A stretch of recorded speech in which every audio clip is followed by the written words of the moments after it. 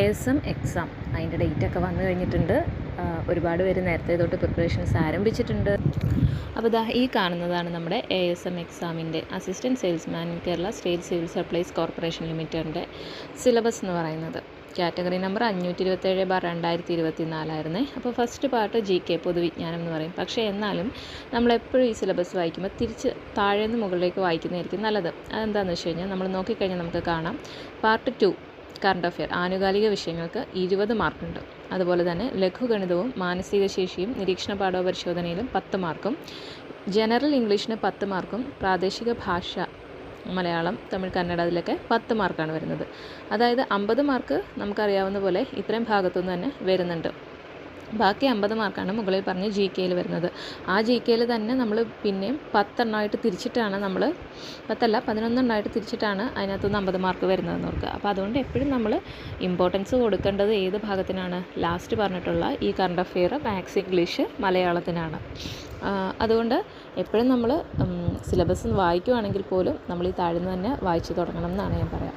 പിന്നെ പൊതുവിജ്ഞാനത്തിൽ നമുക്കറിയാം ഹിസ്റ്ററി വരുന്നുണ്ട്. ഹിസ്റ്ററിയിൽ തന്നെ കേരളവും ഇന്ത്യയും ലോകത്തിൻ്റെ എല്ലാം ചരിത്രം വരുന്നുണ്ട്. പിന്നെ അതുപോലെ ജോഗ്രഫി വരുന്നുണ്ട്. പിന്നെ ധനതത്വശാസ്ത്രം, ഇന്ത്യൻ ഭരണഘടന, പിന്നെ കേരളം, ഭരണവും ഭരണ സംവിധാനങ്ങളും വരുന്നുണ്ട്. ഇത്രയും പറഞ്ഞ ടോപ്പിക്കുകൾ 5 ടോപ്പിക്കുകളും 5 മാർക്ക് വെച്ചിട്ടാണ് വരുന്നത്.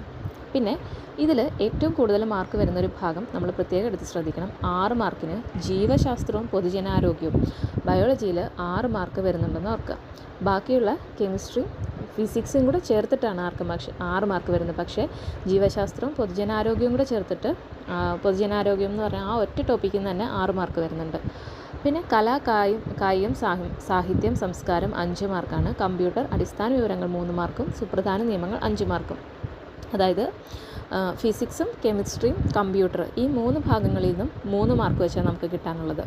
പിന്നെ 5 മാർക്ക് വരുന്നത് സുപ്രധാന നിയമങ്ങളിലും അതുപോലെ കായികം, സാഹിത്യ, സംസ്കാരങ്ങളിൽ നിന്നും, പിന്നെ ഹിസ്റ്ററി, ജോഗ്രഫി, ധനതത്വശാസ്ത്രം, ഭരണഘടന, കേരളം, ഭരണവും ഭരണ സംവിധാനങ്ങളും ഇത്രയും ഭാഗത്തുനിന്ന് 5 മാർക്കും, പിന്നെ 6 മാർക്ക് ജീവശാസ്ത്രവും പൊതുജനാരോഗ്യം. അപ്പോൾ നമ്മൾ ഇത് എല്ലാം പഠിച്ചെടുക്കണം. അപ്പോൾ നമ്മളിതിൽ തന്നെ ജീവശാസ്ത്രവും പൊതുജനാരോഗ്യത്തിന് കുറച്ച് ഇമ്പോർട്ടൻസ് കൂടുതൽ കൊടുക്കുക. കാരണം അവിടെ നമുക്ക് 6 മാർക്ക് കിട്ടാനുണ്ട്.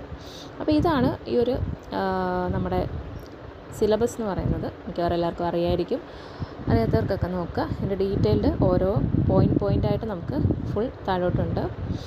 നമുക്ക് ഇനി പഠിക്കുമ്പോൾ ഓരോന്നും നമുക്ക് നോക്കാം. അപ്പോൾ ഇത്രയാണ് ഇതിൻ്റെ ഒരു ഇൻട്രൊഡക്ഷൻ ആയിട്ടുള്ള പറയാനുള്ളത്.